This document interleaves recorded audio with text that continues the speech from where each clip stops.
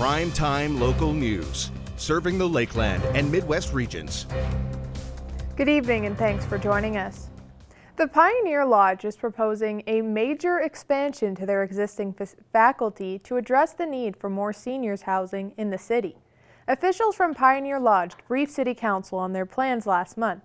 Those plans include the construction of a three-wing that would include 90 new units built to AHS infection control standards.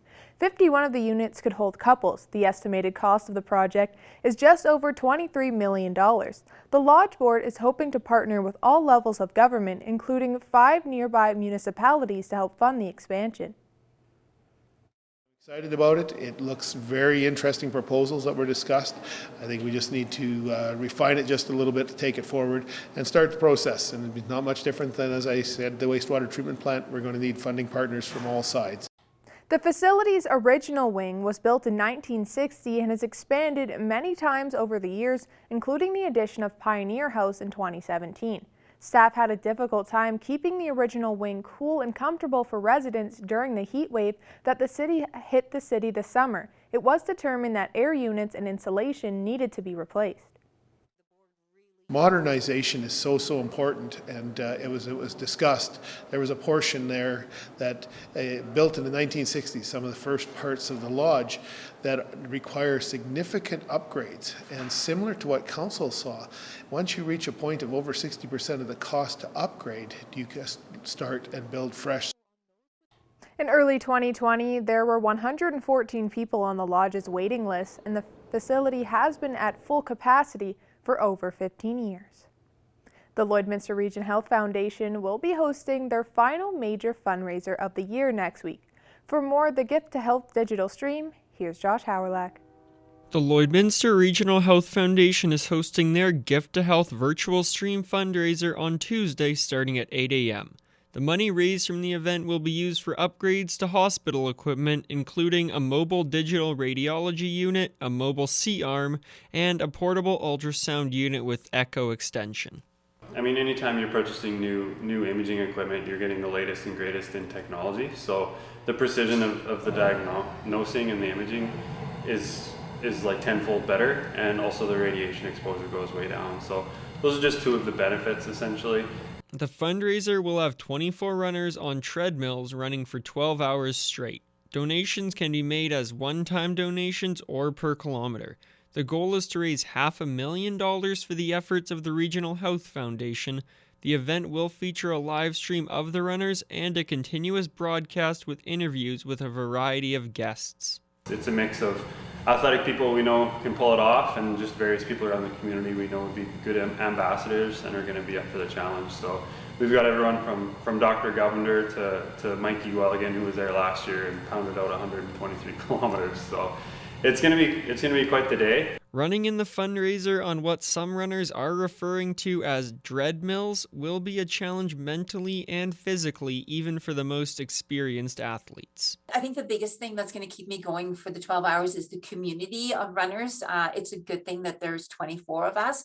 So there's going to be, I think there's going to just be motivation, the energy in the room, watching other people push through. So if I'm having a moment or an hour or two where I'm starting to struggle, is to take a little bit of that energy and the motivation from my peers. Donations can be made through the Lloydminster Regional Health Foundation website. Josh Howerlack, Primetime Local News. Over the past few months, Holy Rosary High School has been working on their expansion, and in this week's Beyond the Classroom, we take a look at a ceremony held to commemorate their new Indigenous Center. Lloydminster Catholic School Division board members, Holy Rosary, and Synergy Credit Union staff gathered at the high school to take part in a groundbreaking ceremony. The new Indigenous Center will be created with the local Indigenous community. A pipe ceremony was held first by the Dreamcatcher group, and then tobacco was laid at the site where the center will be built. I've been working with my wife here with the school ever since he started 18 years ago, and that was one of our missions, was to bring some education to the school system, especially the Catholic school system. And they've come this far in 18 years that now we're building a center for our Indigenous population. The expansion at Holy Rosary was partly funded by the Saskatchewan government and Synergy Credit Union. With Indigenous centers and other schools across Saskatchewan, MLA Colleen Young is excited that Lloydminster will now have one of their own. Consecration of the space itself, I think, is very unique and different, and it's something that shows that we are willing to work with our Indigenous partners as we move forward in building our learning centers across the province. I think for people like me that have been around for a while that maybe really don't truly understand the past, facilities like this will actually help us to learn. My grandchildren, though, are going to learn their truth from the beginning, right? So as you can see the generations move forward, you can actually see a lot more cohesive, a lot more peaceful, harmonistic society going forward. And I think that's really good and healthy for everybody. When the center is built, it will be used for various Indigenous activities and ceremonies that would normally take place in different areas of Holy Rosary. Anything cultural that goes on at the school, that's where it's going to start. So Aboriginal Week we have in June. We'll start there with a pipe ceremony. You know, we can smudge there every morning and not have to worry about fire alarms going off and, you know, that kind of stuff. And when we have elders come in to share their teachings with us, that'll be the room that'll take place in. And that's it for this week's Beyond the Classroom. At Lakeland College, our students are challenged to go beyond the classroom, so when industry knocks, they're ready to thrive. Learn more at lakelandcollege.ca. The holiday season is already here, meaning festivities are just around the corner. With that, SGI is shining light on impaired driving and wants everyone to consider why it's important to plan a safe ride home. Our Shelby Clark has more. Joining us once again for Primetime Local News is Tyler McMurtry with SGI. Thanks so much for giving us your time today. And now we're speaking on the holiday season, getting safe rides home from, parties, restaurants, etc. And this is for this month's Traffic Safety Spotlight. Why did SGI decide to speak on this? Well, every December, we tend to focus on impaired driving as the Traffic Safety Spotlight. Knowing that people are heading into that holiday party season, they're going to be getting together with friends, family, loved ones. And a lot of times those gatherings involve alcohol or consumption of other impairing substances. And we want people to think about that before those parties start, about the importance of planning a safe ride home. So one of the things we did this time around, and we always try and do something a little bit different in December in the spirit of the season, whether it's singing impaired driving themed versions of classic holiday hits or reading, classic Christmas poems with an impaired driving twist. This time we asked some people who are kind of well known throughout Saskatchewan about what their reason for always planning a safe ride home is. And what were some of the stats for last year's holiday season that, when it came to impaired driving? Yeah, impaired driving, of course, it's an issue year round. And in the holiday season, it's no different. We unfortunately saw 3 people lose their lives and 44 people injured as a result of impaired driving collisions over the holiday season. Now, we know that many people do make those good decisions when they are making those plans to go to a friend's house or a family member's house or maybe a work party or a social gathering. And of course, with the pandemic, things are going to look a little different this year once again, but we do expect people will be getting together and we want them to make that plan for a safe ride home before the drinking starts, quite frankly. Mm-hmm. And on the topic of that conversation, what are some tips and everything for drivers, especially with first time holiday plans and they just want to make sure they get home safely? Yeah, and that really is what it's all about at the end of the day, is getting home safely. And the way you do that is making that plan before you have that first drink. And so it could be anything, like depending on what's available in your community, taxi, bus service, if you have a designated driving service that takes you and your vehicle home. But if you're maybe in a smaller community where there are limited options available for purchase, I would say, for to get that safe ride home, that doesn't mean that you have an excuse to drive impaired. You should absolutely make plans within your circle.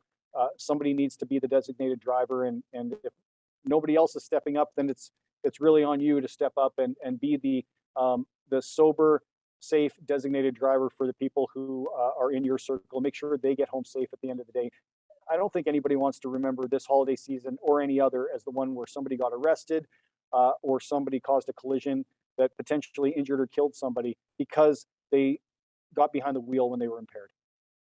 For people that might be, stuck in those situations when it might be too late and they didn't plan it ahead of time, what are some tips that you SGI want to give them to help get them out of those situations and help get them home safely, even though they weren't really entirely prepared? Yeah, I think that it's never too late, really, as long as you haven't got behind the wheel yet. So even if it's 2 a.m., there's probably somebody in your life who cares enough about you that if you were to call them, get them out of bed and tell them, look, I need a ride home. I don't have any other options really, and I need to leave where I'm at. They'll do that for you. You probably have somebody in your life who cares enough. Make up for it by buying them breakfast the next day, something like that. But there's also, if you are, at somebody's house and you are in no condition to drive, asking them if you can stay over, crash on the couch, and again, maybe spring in for breakfast the next day is a way to kind of ease that request through. But really, making that plan beforehand helps you avoid those situations. If you haven't done that, making sure that you don't get behind the wheel if you're impaired. And I would also say that the responsibility doesn't end there. Even if you are not drinking, making sure that your friends and your family don't get behind the wheel. We always talk about the importance of being a good wingman, and that goes for anybody, male or female. Making sure that nobody you care about gets behind the wheel, because if they do, they are going to be, if they're impaired, of course. If they're sober, let them drive, of course. But if they are impaired, making sure that they don't get behind the wheel, because they'll be a danger to themselves. They'll be a danger to somebody else too. And I think nobody wants that on their conscience, knowing that they let somebody drive and then something terrible happened as a result. Mm-hmm. Well, thanks again so much for joining us today, Tyler. It's really good to be able to get some tips out there and a reminder for drivers before the holiday season starts. Well, thank you, Shelby. And I'd encourage people to check out SGI's social media. We've got a video compilation of a number of notable names from around the province talking about their reasons for planning a safe ride home. We'd also invite people to chime in with what their reasons are for planning a safe ride home. So they can do that. They can find that video on our various social media channels, Facebook, Twitter, and Instagram, and leave a comment and tell us what is your reason for the season, why it's so important for you to plan a safe ride home. Now Shelby Clark will take a first look at your midweek weather.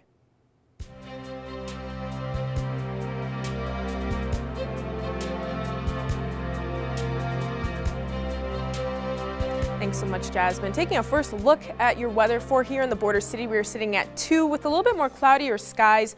We did see another nicely warmer kind of day today, but with that wind, it did feel like it was a little bit cooler than what we were seeing on Monday and Tuesday with 29 kilometers an hour winds coming from the west there. So it was a little bit chillier with that wind chill. But switching over to temperatures across the region for Alberta and Saskatchewan, on the Alberta side, we are still seeing some slightly warmer temperatures right now, with most sitting at that 3 and 1 degree point there. Down in Provost, they're sitting at 2 degrees, while Edmonton is the warmest, sitting at 4, and up in Lac La Biche, they are a little bit cooler, sitting at -1. Switching over to the Saskatchewan side here, they are seeing around the same as what we are seeing on the Alberta side. They aren't seeing too much of a difference here, with most seeing that 1 degree point as well. Isla Cross is a little bit cooler, seeing -3 degrees, 2 in Maidstone, while Macklin and North Battleford are seeing a bit warmer there at +4. But for North Battleford, overnight tonight, they will be going down to a low of -2 throughout the night, so they are still seeing a warmer evening low compared to what we have been seeing earlier last week. They will be seeing cloudier skies, and tomorrow they will be seeing a high chance of some flurries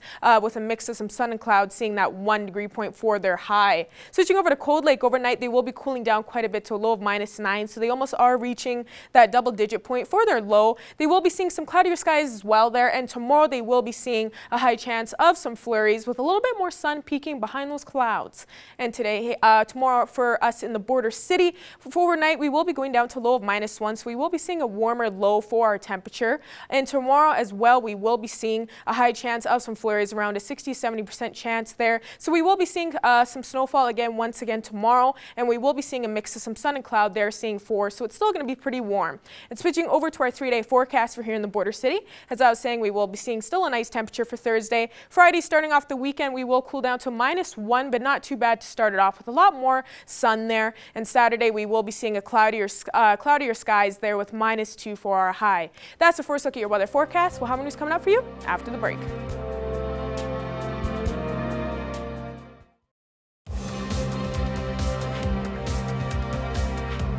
The Lloydminster Bobcats now sit with a record of 12-14-1 after hosting the Fort McMurray Oil Barons last weekend. Bobcats goaltender Freddie Halleck played in parts of each game. Evan Kenny has more on Halleck and his ties to the border city. Ahead of the 2021 AJHL season, Freddie Halleck called Calgary, Alberta, home. That doesn't mean he wasn't familiar with the border city. Halleck has family ties to the city. He's currently building with his aunt and has plenty more family in Lloydminster. I billeted before, and I'm not like the most extroverted person, so it was kind of awkward for a bit, so this kind of made things quicker to get ease into it, yeah. One of Halleck's uncles is none other than Daryl Plandowski, the Lloydminster Bobcats franchise leader in points and goals. Yeah, Freddie's been really good. I think throughout the recruiting process, we knew there was some family connection back to Lloydminster, and we do factor that in. I think his role will continue to grow on the ice as we see the season move forth. This season, Halleck's rookie year, the 6'4" goaltender has appeared in 7 games, posting a 4.51 goals against average and a .885 save percentage. I think I've played pretty good. There's lots of growth still, and I think just gaining game experience and stuff will help. It's a lot faster than, obviously, midgets, so just one thing I'm working on right now is getting there before the pass, and when I am, I think I'm pretty good. He's a guy who's came in here and pushed me, and every day is a battle on the ice in practice, and then just games as I've watched from the bench, each game he's getting really better, and that's exactly what we need from him, so he's playing really well. The Bobcats are in Sherwood Park Wednesday night and return to the Civic Center for games Friday and Saturday. Evan Kenny, Primetime Local Sports. Now Shelby Clark will take a second look at this evening's weather.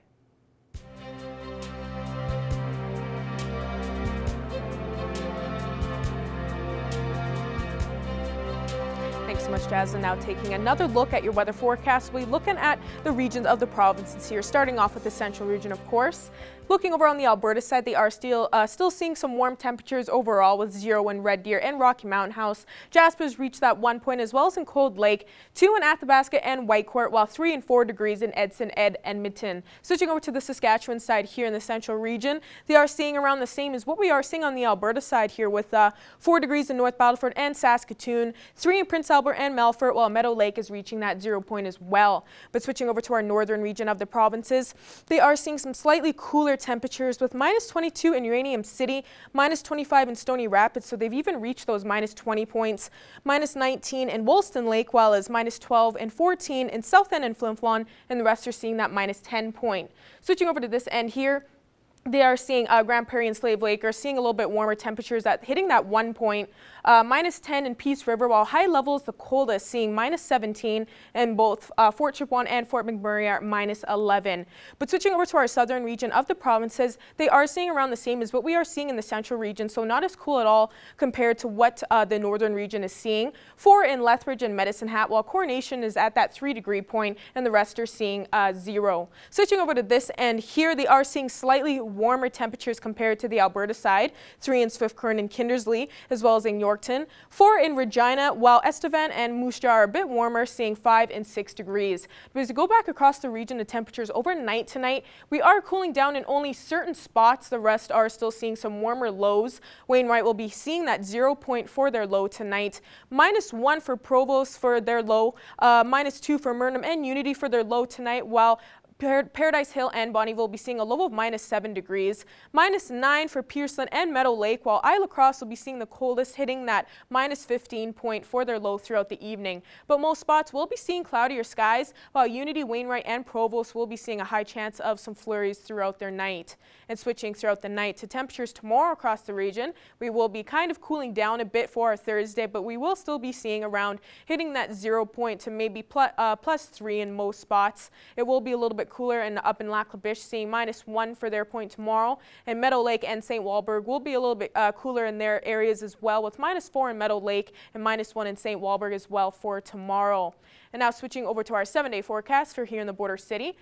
We will be seeing 4 for tomorrow here in the border city, seeing around a 90% chance of some flurries. So expect to see some snowfall if you get some nice pictures. Don't be afraid to submit them because I will be using them. Friday we'll be seeing -1 with a little bit more sun to start off the weekend, cooling down a bit with a mix of some sun and cloud on Saturday and Sunday. And we will be starting next week a little bit cooler with -11 on Monday with a high chance of some flurries as well. And Tuesday and Wednesday we'll be seeing -8 and -2. That's another look at your weather forecast. We'll have more news coming up for you after the break.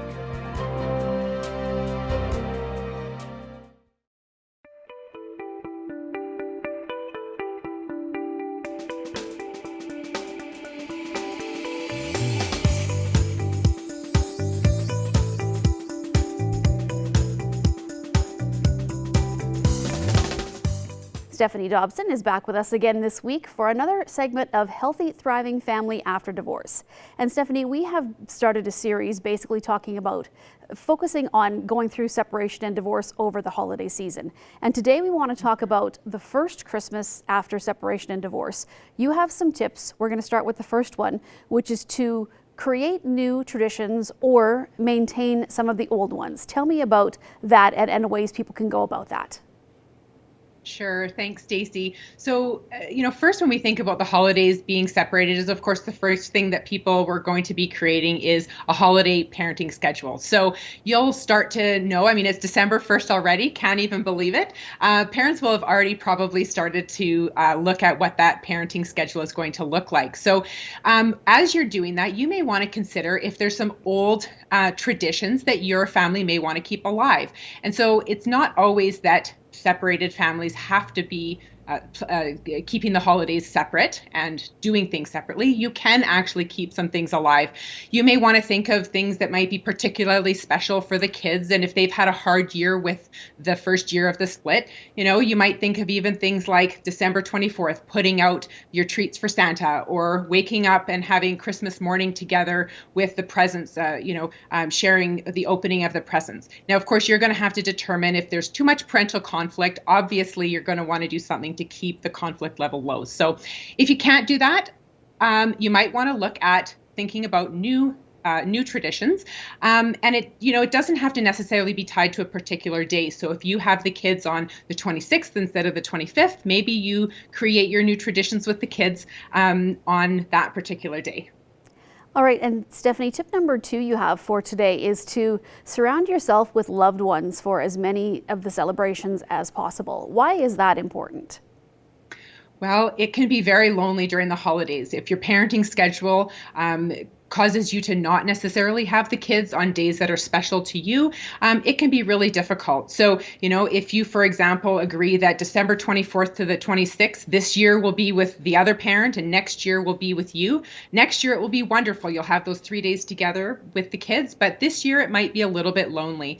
And so it's really important that you try to come up with ways that you can spend time with those who love you, whether it's family or friends, so that when you're emotionally drained, you really have people to uplift you. The next tip you have, Stephanie, is to create realistic expectations. Why is it important to do that instead of maybe some, pie in the sky ideas where you've got a big holiday or vacation, event planned every year? Why is it important to keep it really realistic? Well, even if you follow tip number 1, which is to create new traditions, that might be exciting. And then tip number 2, which is, planning to surround yourself with people you love. There may still be some moments that are kind of out of kilter, I'd say, for you and for your children even. So the best thing that you can do is to manage those expectations for that first holiday season, and recognize going into this that there's going to be some moments that are really high emotion. So it could be anger or sadness or denial or any other forms of grief that really just, if you can embrace it in the moment and know that moment will pass, and then you can get on with spending it with the family members and the friends that you really love. That really helps with those heightened emotions. Well, Stephanie, we're going to continue this series in the coming weeks. So can you let our viewers know what some of the topics are going to be for the next couple of weeks before we get into the actual week of Christmas? Sure. So next week, we'll be looking at guidance for families who have already been split for a while. So you've probably spent your first or subsequent Christmases in separate homes. And so you've had some successes and some challenges. So we're going to look at some tips for those families. And then in our final week before Christmas, we're going to look at some holiday considerations for blended families. So as always, don't forget the past episodes are all on YouTube. So last week's, we also had some tips for holidays for families, and you can go onto our website, henkadivorce.ca, and go under the media tab. All right, Stephanie, well, thank you so much for joining us, and we'll be back to chat again next week. Yeah, thanks, Stacey.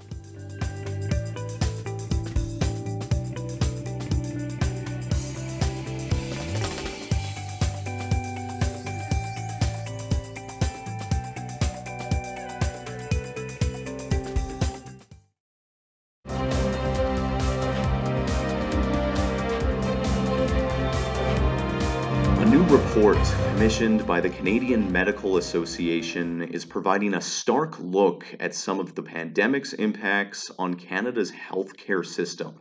To talk about the findings, I'm joined by Dr. Catherine Smart, who's the president of the Canadian Medical Association. So, Catherine, thanks so much for doing this. But one of the constants across the country throughout this pandemic has been overwhelmed hospitals. And one of the key findings from this report is actually showing an increase in deaths unrelated to illness from COVID-19, right?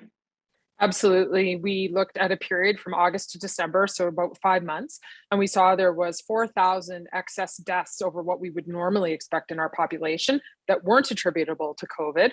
And what we've determined from that is these are likely people who were unable to access care or had significant delays in their care that ultimately led to their death. So this is a really concerning statistic.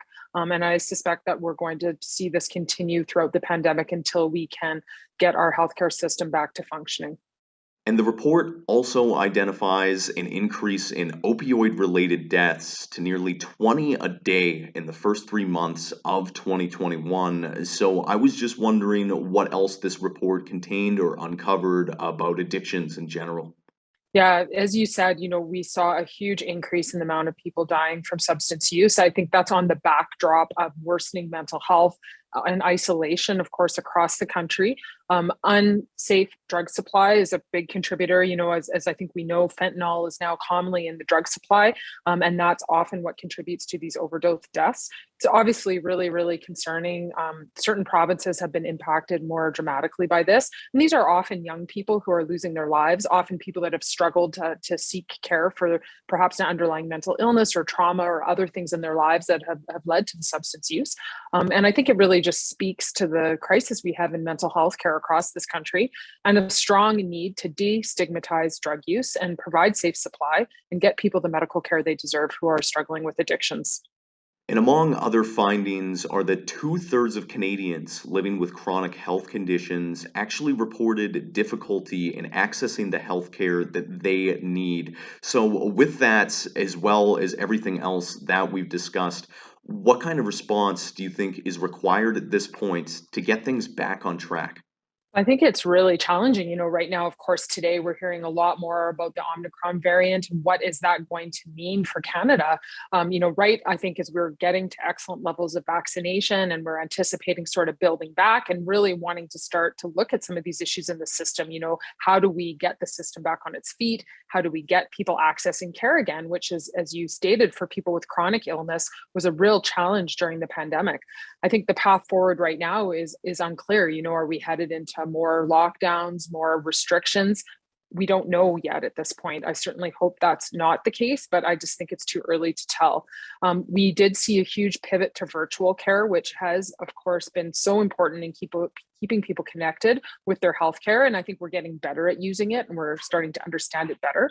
But it isn't always a substitute for in-person care. And I think for people dealing with significant chronic disease, how to best use virtual care paired with in-person care is something that we're still needing to understand.